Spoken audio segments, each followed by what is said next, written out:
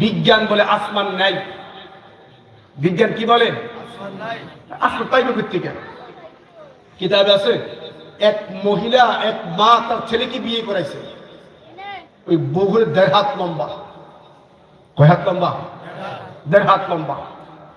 1.5 হাত লম্বা ছেলের বউকে শাশুড়ি বলছে নদীর ঘাটে পানি নিয়ে আস। 1.5 হাত লম্বার মানুষটার কলসি কত বড় হইব?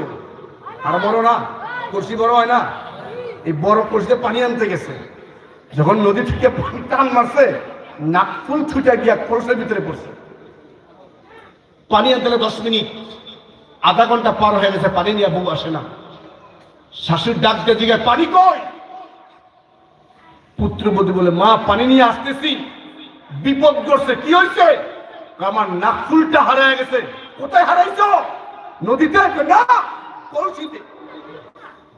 শাশুড়ি বলে, কলসিতে হারাইলে তো নাকফুল পাওয়াইছো বাড়ি, খুঁজো। আধা ঘন্টা খুঁজতেছি, নাকফুল পাবো তো দূরের কথা, কলসির তলায় পাই না। আপনারা বুঝেন না মনে হয়? হ্যাঁ, 1.5 হাত লম্বা বউ, তার মতো 3 হাত লম্বা কলসি, তলা পাবে? হাত পাবে খুঁজে জীবনে? এই যে খুঁজেন, এই 1.5 হাত লম্বা বউ কলসির তলা খুঁজে পাচ্ছে, তলা নাই।